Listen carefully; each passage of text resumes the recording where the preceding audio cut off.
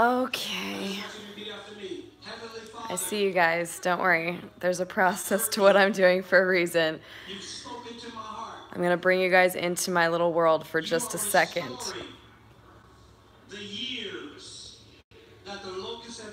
I'm just sitting here watching church online, and then I'm going to decompress and share my thoughts because it's been a long process of uncovering. So I kind of want to bring you guys into my world a little bit. I will no longer tolerate the absence of what you promised.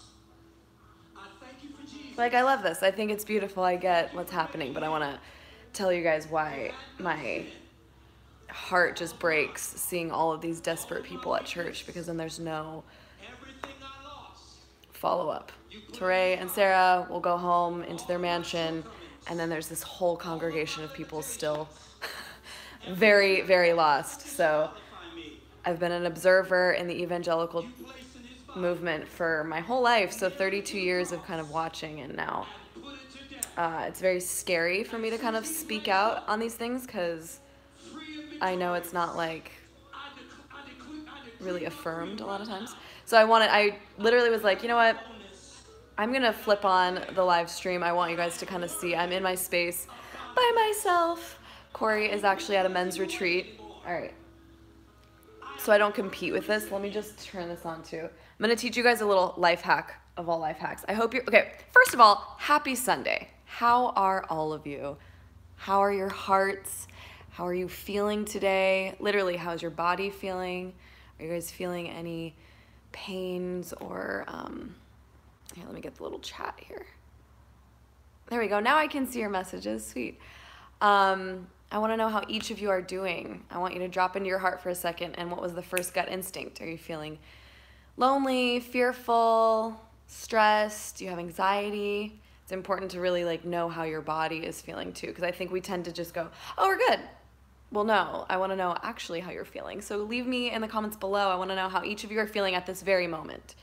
It's easy to get lost in the live stream and then like see things and then not be present. So I'm trying to really learn to do both, because I do want to share with you guys more at this capacity, but sometimes I get lost between the screen and then I'm not really dropping into my heart. So Christy says she's feeling a tad stressed. Tell me why. Tell me what's going on. I'm going to turn on, hey Alexa, turn on meditation music. Here's a station. You got to make technology work for you rather than you work for it. You see what I mean? So we're getting a few people saying, Jocelyn saying she's feeling a little stressed with work as well. Life is stressful right now, you guys. It's really stressful. One thing that I like to do is turn on meditation music, and then on the screen, Corey and I like to put, let me flip this for you guys so you guys can get in my zone right now. I was listening to church online, and then now I go to Netflix so that I can have ambiance. I'm not going to watch film, but on Netflix, I'm going to teach you guys a little life hack. There's this thing called moving art. I don't know if you've seen it. Come on, let's go here. There we go. We have a lot of people in our account. Okay, so I go to search, and then if you type in moving art,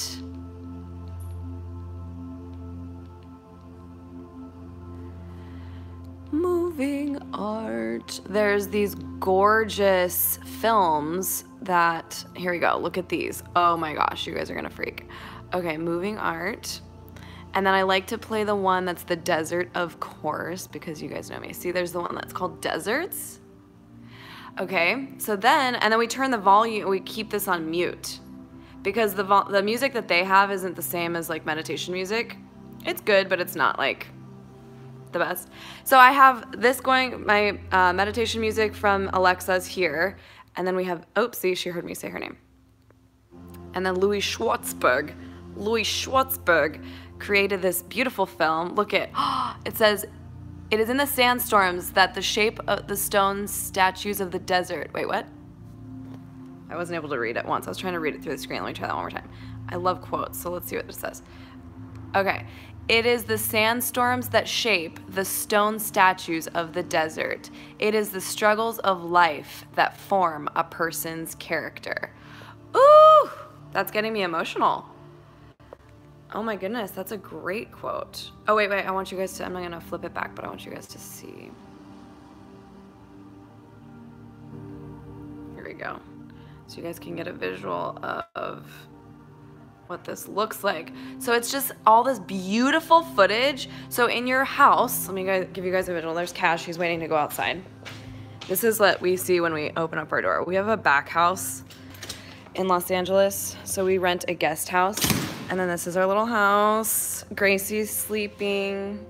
She's getting old, so she's tired. So I just have my whole house. I already did my whole Palo Santo routine. Did that. So the vibes in here are very good. Good vibes. Ambiance is so important, you guys, when you're starting your day. So I've had my, I stopped drinking coffee, actually. And I'm actually just drinking tea. So I do the lavender Earl Grey tea.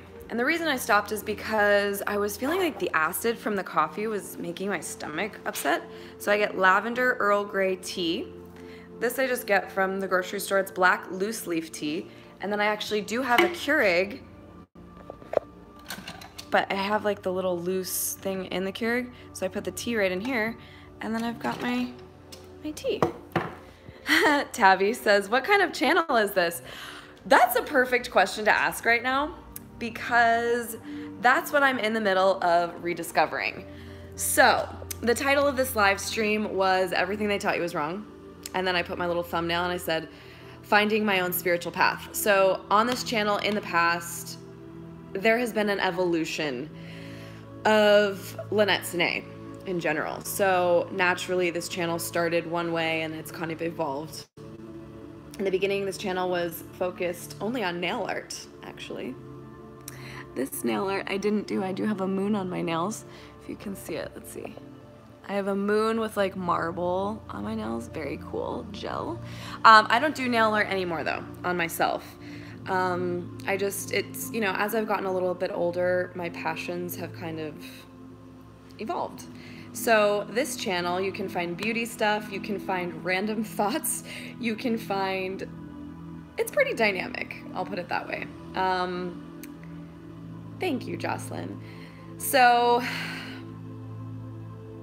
why did I decide to flip on the live stream? Typically, the reason why I do that is because I don't want to lose a thought. And I don't want it to run away and then me not be able to share with you guys. So there's certain times that I feel really inspired. Thank you, Tabby.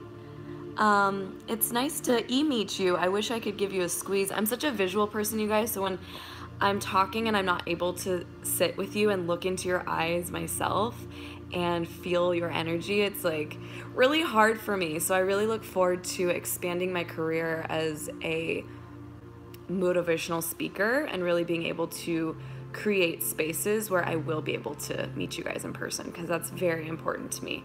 I think life is all about community and really about one-on-one attention. So while I love the online, the community and being able to connect with people I would have never been able to in the past, it did say in the Bible that, we're going to do greater things than Christ. And so what I think that they meant by that is this.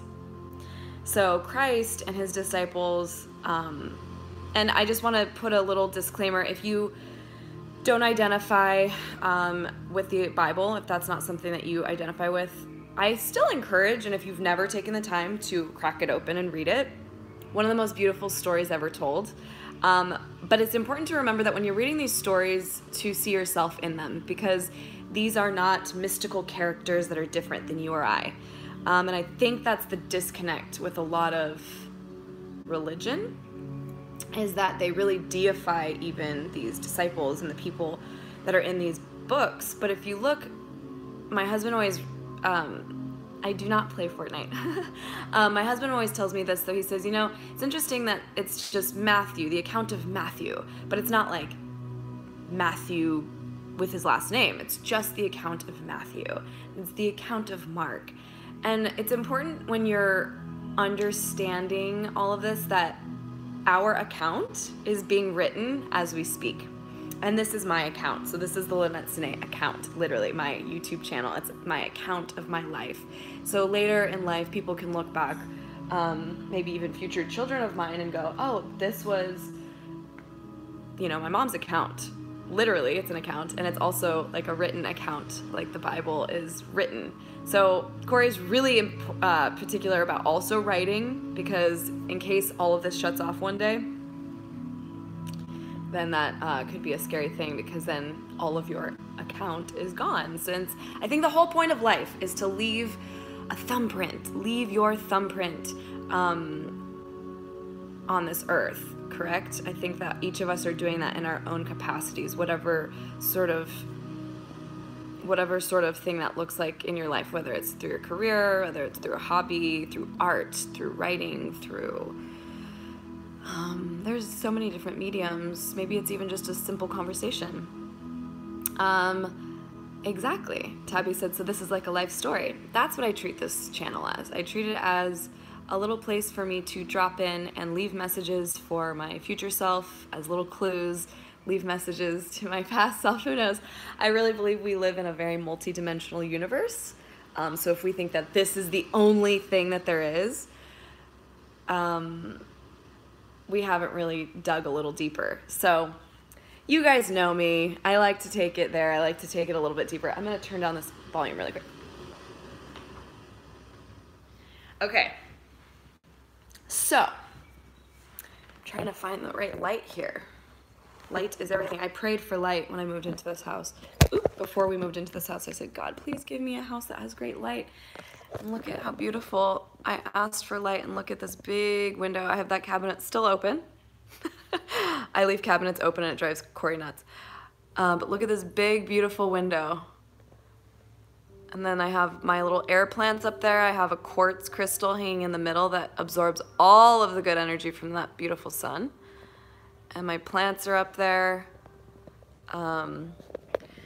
So that's a little bit of my viewpoint. And what I love about that window is there's so many things we could talk about, but you can get inside my head a little bit. Do you see how I'm bouncing back and forth between all the different things? But in my head, it's all connected, so don't worry. That window specifically, when I sit right here on this couch, we have this tiny little love seat. We have a very humble little hippie haven, but it is our home and we love it. That window, when I sit right here, I'm able to see the flight path. That's Cash. The LAX flight path. Cash, please.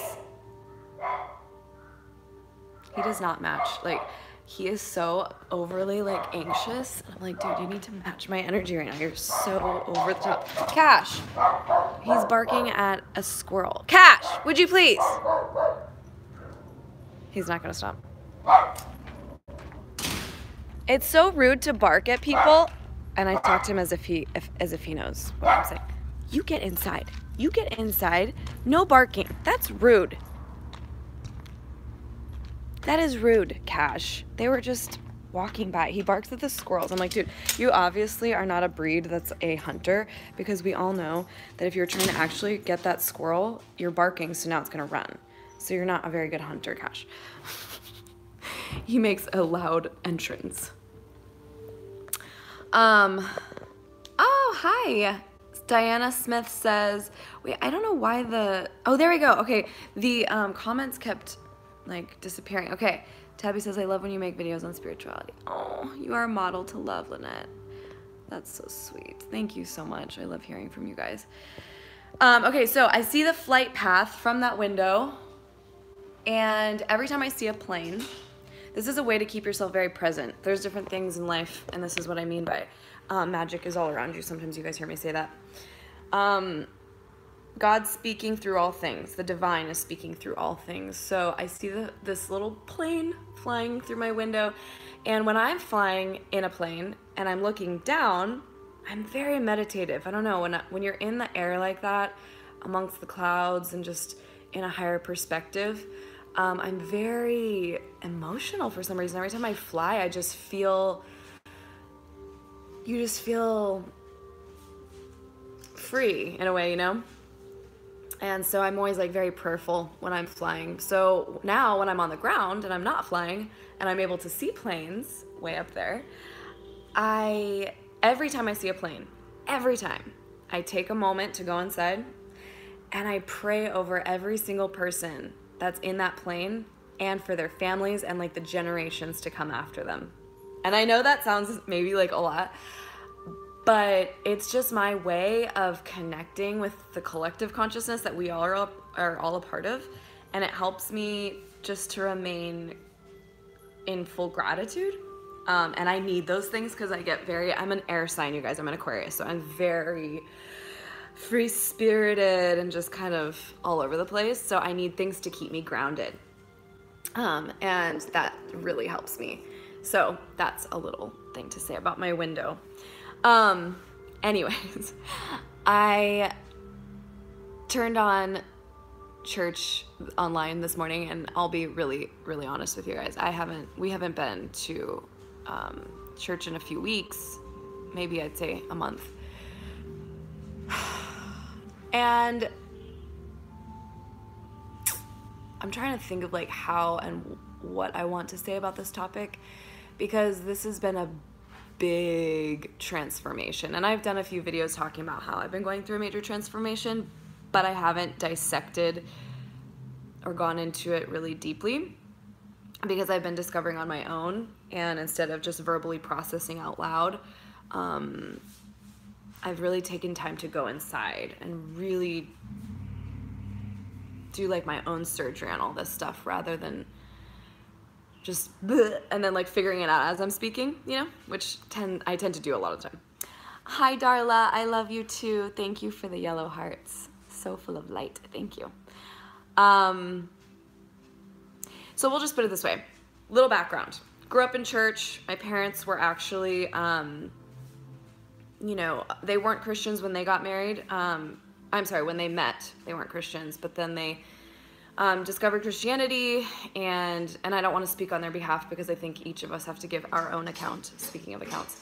But this is only my experience growing up, you know. So they became Christians before they got married, and then they raised my brother and I Christian. And they were missionaries for a long time, so always in church, always around other people in that community. And then when I became, you know, when I was on my own, living on my own, Gracie, there's no food in there. My dogs, you guys, are just driving me crazy right now. Gracie, there's no food there. No, no, no, no.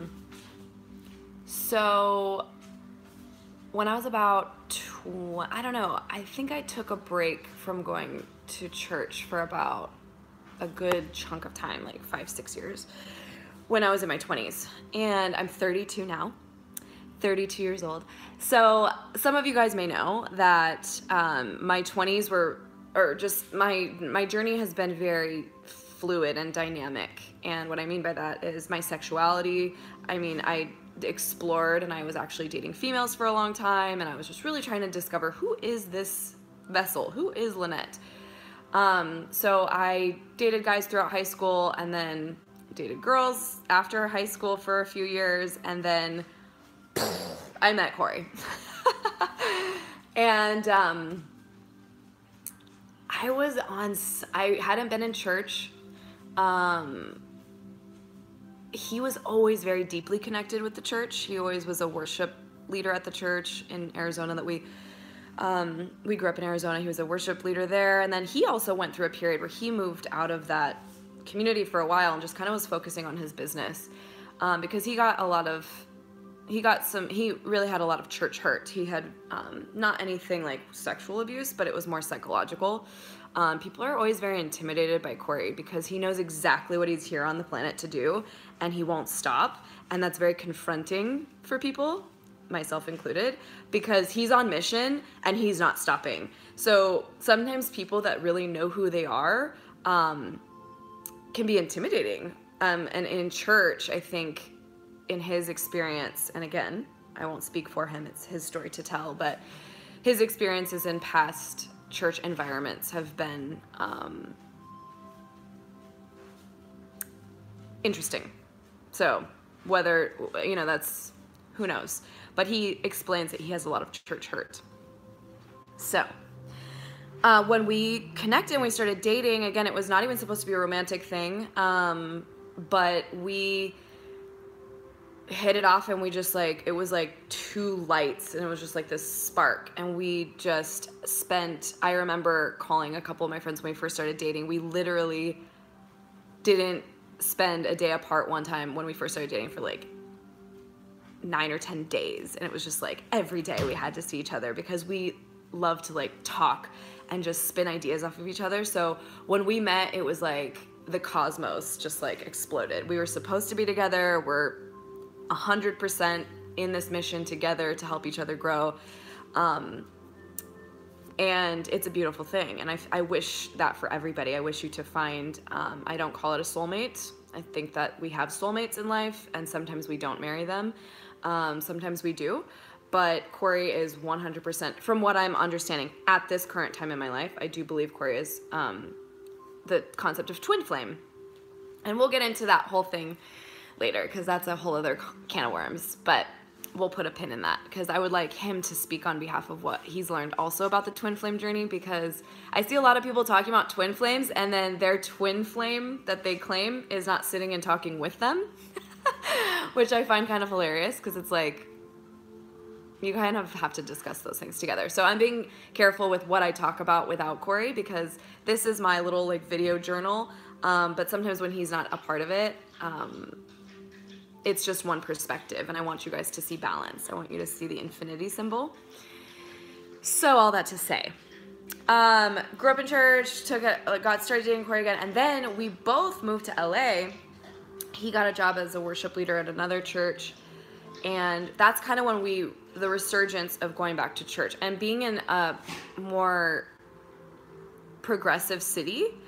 It was a lot easier to sit in church and I guess not be as frustrated, because it was a lot more open-minded than Arizona. So I do hear the sentiment from a lot of people that are all over the country and not in a city like Los Angeles or maybe New York or San Francisco, you know, some of the more progressive cities. And they have a really hard time finding their place within that confine of church. And side note, just so you guys know, church is not a place. Church is us. We are the church. So where two or more agree, the presence of God is always, the divine is always present. The divine is present in you at all times anyway, but the idea of church and community is supposed to be, it doesn't have to be 4 walls. And I think that's where I do believe it's just gotten so far from the original goal, I believe. Again, these are all my opinions. They are, I'm open to feedback. I'm open to hearing. I'd love you guys to keep commenting. What I would like to know from you guys, do you go to church? If so, what denomination? Or what do you identify as? If you don't identify as Christian, what do you identify as? I would love to hear. Please comment. There's several of you here. And if there was 19 of you sitting, there's currently 19 people watching. Now there's 21. Literally, if 21 people were sitting right here, I would love to hear from you guys, because I don't want this just to be the Lynette Snay show. I want to talk about this with you guys. So help me. You guys are going to help direct. You guys are my co-hosts, okay? So I would like you guys to help direct this conversation. This is a community thing, you know. We're co-creating. We are co-creating. So let the comments come through. I see them pop up. Okay, so Jocelyn says she's Catholic and we don't go as green as we should. Do you mean green? What do you mean by that? What do you mean by green? Anyway, so from, I guess I'm just waiting to see what she means by going green. Do you mean like going green, like hippy dippy going green? I guess I don't really know what you mean by going green. So moving to LA, tried different churches, pretty much have been to every mega church. And there are some really, really great ones for sure. I think that everyone is in process, the entire bride of Christ, which is what they refer to as the church. So we are the bride. It's all, if you haven't grown up in this, it sounds like crazy, but there's a lot to say about it. Hold on, let me see these comments. I was on staff at one point as a worship pastor. Wow. I experienced the most painful church hurt, and I'm now healing and taking a break. Wow. Raised Presbyterian, non-denominational now. Christy, thank you for sharing. This is going to be a really powerful conversation. Shirley says, I am Christian, but I don't go to any church. And then we've got, let me try and say your name. Kudzaishi? I identify as a non-denominational Christian. Oops, I don't mean to do that. I don't fit into the mold of traditional Christianity. Yes, I agree with you. Seriously. Okay, so all that to say, Corey was a worship leader at a church in Long Beach. Then he moved to he was actually on the worship team at Hillsong, LA, which you guys know is a huge operation. Corey actually went to Hillsong College in Sydney, Australia in 2006. So we are part of the Hillsong community, and I don't want to go down the tunnel of like bad-mouthing churches. That's not the goal here. So I'm not coming from a place of ill will. So I want to say that, but I will share with you my experience because I think it's valid and it's important, and it's hopefully going to help some people. But Hillsong LA was such a brand new church when it was a brand new campus when we were here, that they didn't really have anything for marriages when we first started going. And we reached out to a couple different pastors at churches all around Los Angeles, to be honest, when we were in need of serious prayer. And guys, it was like crickets.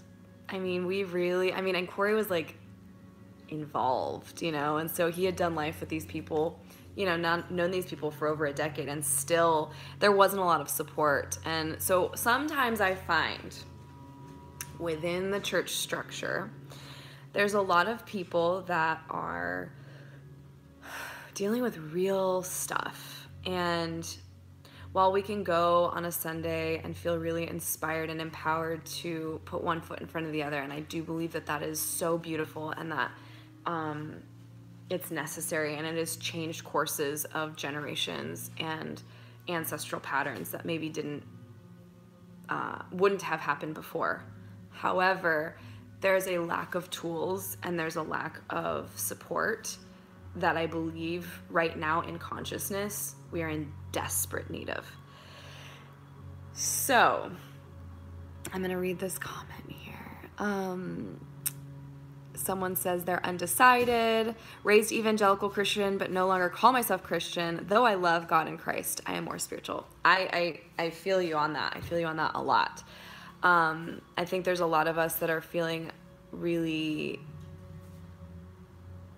like out of place. So I'm really excited. Thank you for sharing. I'm excited to dig into this topic more. It's been something that I've been very scared to do, like I said, because it's so ingrained in me to just like, don't ask questions. It just is what it is. This is what we believe. And I've had to like, just like slash through all of it and start like peeling layers and going in deeper and understanding. But the truth is, here's like what I'll say. I hiked up Wisdom Tree the other day and I told a group of kids this. Okay, within church, all they talk about is Jesus, Jesus, Jesus, Jesus, Jesus, Jesus, he, ha, la, la, Father God, Father God, Father God, Father. And it's like literally triggering to me now. I can't even explain to you how triggering it is. Okay, so Corey, my husband, I'm so grateful to have, he literally blows me out of the water. He has helped me really uncover a lot of what I've been feeling. We're supposed to be like Christ, correct? So we're supposed to be like this character, this perfect celibate rabbi. okay? Christ was not a Christian. His name was not Jesus, it was Yeshua. So Yeshua was a rabbi, and he lived a life so similar to ours, and I think we deify him while he was in the flesh, so much so that we can't identify with this character because we just think that it was like a snap of the fingers and he was born and he was just this perfect character, and that's not how it was, to be honest. You have to dig deeper into this character of Yeshua and see, what did he study, where did he travel, how did he speak, what kinds of how is he living? How can we be like this character if we don't even really know his real name? And it is important because the transliteration, all of these things matter. So Corey is an aspiring Hebrew scholar, he likes to say. So my bone to pick with a lot of organized religions and churches, specifically in the Christian sector of things, is that we don't dig deeper into this character, and there aren't tools that are given to really help aid along in your hero's journey, because our account, exactly what we are doing today here on this planet, matters, and it is for a purpose. And I think that what's happened is we're so looking forward to this like heaven coming that we're not in the here and now, and that's definitely by design. So Corey and I started having to like really deconstruct our faith and started going, okay, but what would be the reasoning that this whole movement would want us to think outside of the here and now? And why would we be like just so lost in a lot of this? And then you start having to go, and I'm not going to get too far into this because it's we'd be here for 3 hours. But we traveled to Italy. We had been studying the Roman Empire and how the Crusades and like Christianity even got birthed, and really understanding the history behind where all of this began. And I think that's important because, again, if you're in America, you have to know that this country is very young. My mother is part Chinese, and so I started having to realize, wow, China has a 5,000-year dynasty that they are protecting. 5,000. And here in America, we're like, oh, 200 years and da-da. That's like very, very young still as a country. We are very much still learning and growing and maturing. We are in the maturation process. And so there's the Eastern side of spirituality that has barely scratched the surface in America. So, I don't want to get into that as much. I'm going to just give you, I'm trying to like organize in my head where I want this to go. So I want you guys just to hear from my heart and see yourself in this process as well.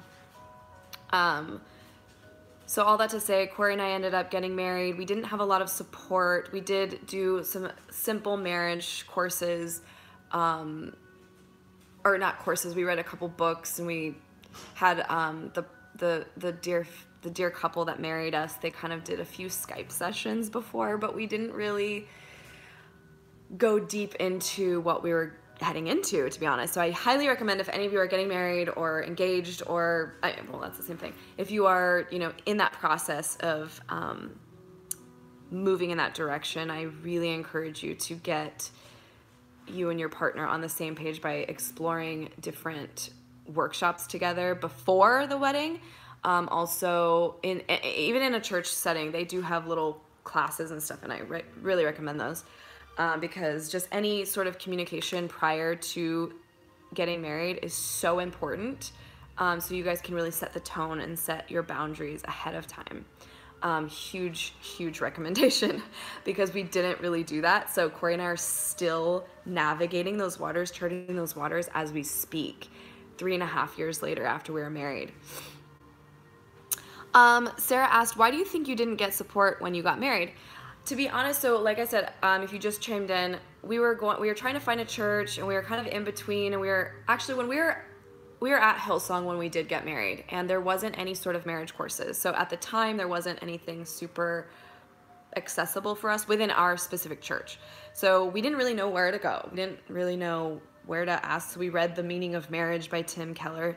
I think, yeah, I have that right here on my little, on my bookshelf there. But that's what I mean by support. We got a lot of support from friends and family, but I mean people that can really speak into your life. And so let me give you an example. It was until after we got married that certain mentors of ours said, did you guys pray, did you guys like do certain prayers of breaking off generational patterns before you got married?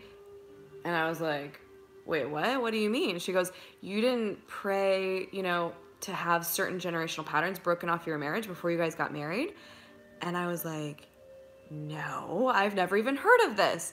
So there's many different ways to approach setting intentions for marriage. So while some may not agree with needing to do that, it's, completely up to your own,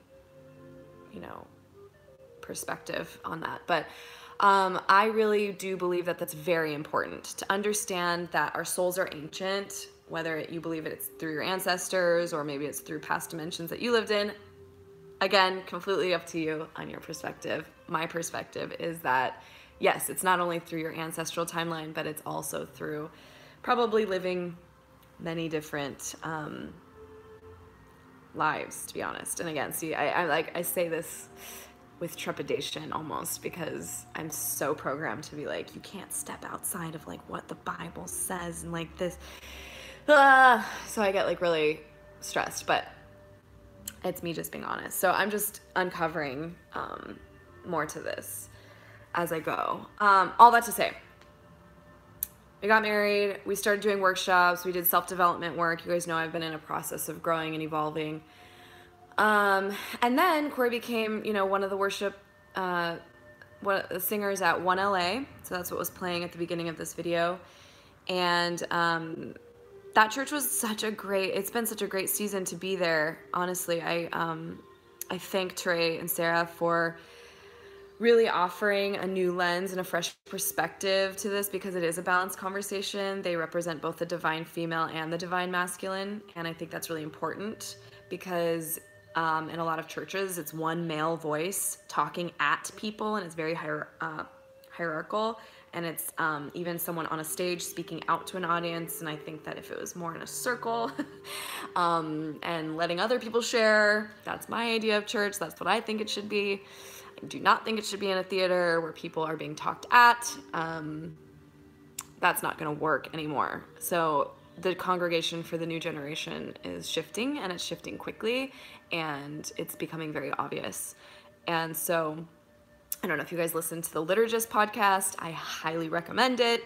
It has been like my saving grace during this process, because I've felt very lost while I've been navigating these emotions that have been coming up and these questions. And it wasn't super affirmed in my family to be going down that path. And as much as I adore them, I am not in the most easy family that they just kind of like, we don't chew on stuff and try and like dissect it and explore it. It's very much like, well, no, this is how it is. And I appreciate that part of my personality in some regard for certain things, but in others, I find more peace talking with certain friends of mine that are Jewish, or certain friends of mine that are even Muslim. I have friends that I pray with that are Muslim, and we discuss our faith and we dig deeper. So what is the book that you grew up reading? Okay, tell me about it. What were you taught? How were you taught to pray? And then you find these common threads, and you start uncovering that we're so much more alike than we are different, and that maybe, just maybe, that a lot of this might be lost in translation, and that maybe, just maybe, God has a plan, and there's a very big elephant in the room that we're missing, because we're so focused on, and we have this very myopic view. So challenging and asking questions and discussing with your friends, not because you are thinking that you're right, but listening and actively listening, and listening with the intent of understanding, all of that, super important. before I go further, I'm going to read some of these comments. Sky says, I've been feeling completely confused lately. I'm a history major, and I always had a strong relationship with God, and identified as Christian, and I went to church 4 times a week and served in the church, etc. Yet, my faith wandered as I took history courses, such as world history courses. That's when it begins, when you start to see the history of things. She says, I learned about many other religions before Christianity, and they all have the exact, and I mean exact, layout. So my thoughts were confused as to why all these religions are so connected, yet my religion was saying that this one was the only one and true path.